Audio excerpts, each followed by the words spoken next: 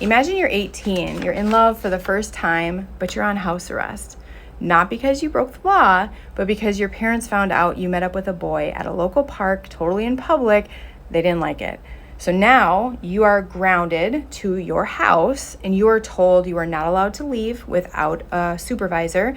And your brother has been told or instructed that if he sees you leave, to call your father immediately so he can come out wherever you are in public, make you leave, and escort you home. Emily grew up in a house that was deeply religious. And for the most part, really in the last couple of years, she believed everything they believed. She agreed with them. She thought, yes, this is the way of life. But it wasn't until her parents started using scripture as a tool to control her that she started to question things. So after that house arrest ordeal, she went off to college. But even from afar, her parents tried to control her. So from college, Emily would write long, intentional, vulnerable emails trying to help this relationship along, like help her parents let go a little bit. And they just couldn't do it. They couldn't see that she was coming from a place of love. They always felt attacked, and then they would respond with defense and more scripture.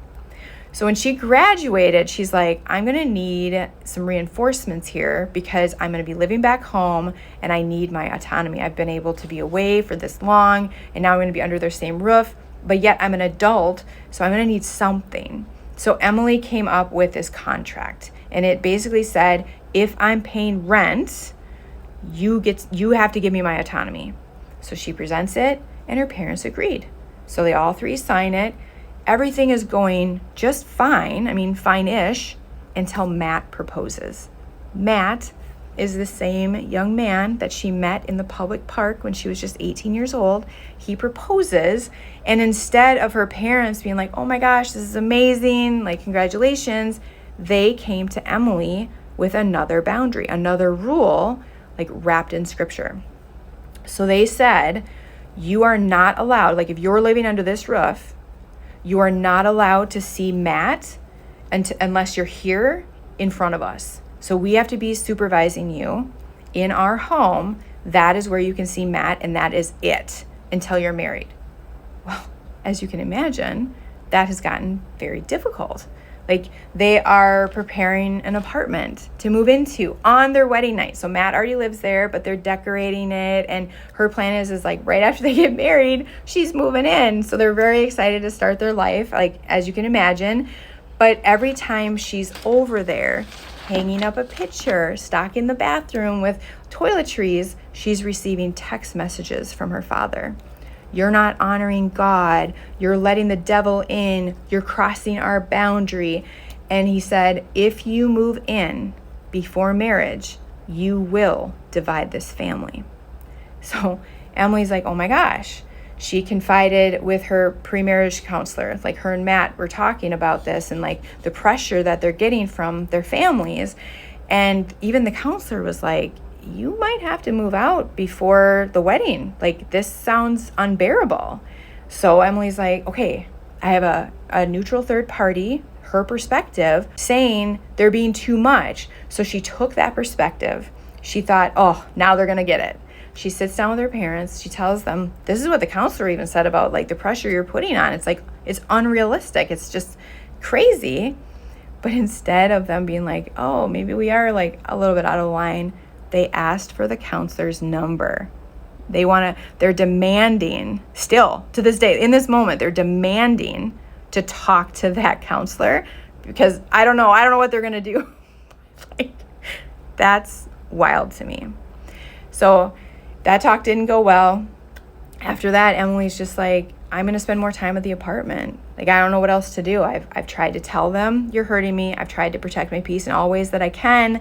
They won't stop. They keep doubling down and just throwing like stuffing scripture down my throat. Now she's thinking, maybe the counselor's right. Maybe I should just move out, even though the wedding is 3 weeks away. Maybe I should. Like, I have tried everything and they won't stop.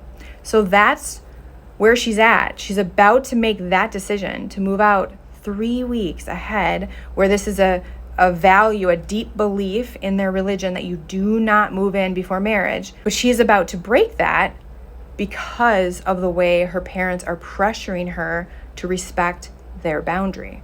Only seeing Matt in our house and never alone. Okay, so as you can imagine, it came very easy to me to say, well, yeah, you're not doing anything wrong. Your parents are completely out of line, Emily. What they're doing is not right. But then if you really take a step back and you look at the full picture, you got to ask yourself, do her parents believe they're doing anything wrong? Because I don't believe they do. I believe her parents think they're saving her soul. Maybe this is all out of control, but I really believe they think they're helping and they don't see anything wrong with what they're doing. And if that's the case, if they're as devoted as Emily is saying and how much it seems like just based on her stories, I believe making a decision like this that goes against their religion to this degree could potentially rupture their relationship. And I'm not trying to be dramatic. I'm just saying I've seen it. I've seen it where religion is the foundation of the family. And when you go outside of it, or if you make a decision against the religion and against what the family believes, you are cut off. So what I ask is that, Emily, you slow down and you truly ask yourself, am I prepared for my family to cut me off for 3 weeks of peace? Because that's what it is. It's 3 weeks where you feel like you stood up for yourself, you protected yourself before the wedding. Are you willing to risk a future relationship with your parents? Because I see that as a possibility. I see that, or I see the relationship kind of going downhill and maybe never recovering from it, and always something being held over your head if they don't fully cut you off. That's what I see as a realistic possibility here. So my thoughts are this, and Emily, you're the only one that can make this decision. You are the only one that knows if this is too much for you, if it's unbearable, then you can't follow this input. You can't follow this advice. But what I would try is to not engage in the conversation about spending time with Matt outside of your childhood home. When you're over at your apartment decorating, I would not answer text messages. If you feel like even reading the text messages are hurtful, I would put your dad in a timeout while you're away from home. And then when you get back home, take him out of timeout. So what I do, I call it that because it doesn't sound as bad as blocking, but that's basically what you do. You just block that number. And then during the time that you're away from the house, where he would be texting you these things, reminding you of how bad you're being, and dishonoring God, you wouldn't get any of those messages. And then you unblock when you get in your driveway. And maybe that would help you not feel so bad and angry and hurt towards your father. In your home, when they try to bring it up, you can just say, I understand you're trying to help me, but talking about this every day is hurting our relationship. I'm going to head to my room. And you leave the conversation. I'm just asking if there's a way that you can try to keep yourself busy with friends, with work, not really engaging in the conversation about you and Matt being alone for the next 3 weeks, so that you just say your I do's and then you run to your apartment and you move in. Going forward, you will have to set boundaries with your parents, because this is the first big one where they've tried to control and it's not really going well. But there's a lot of things going to happen in life where you and Matt are going to have really strong boundaries and come together. And so I definitely recommend Dr. Lindsay Gibson's book, Adult Children of Emotionally Immature Parents, so that you guys really have a good grasp on what you're dealing with, and you go forward and you launch, your marriage well with really good boundaries to support you and the relationship with your parents.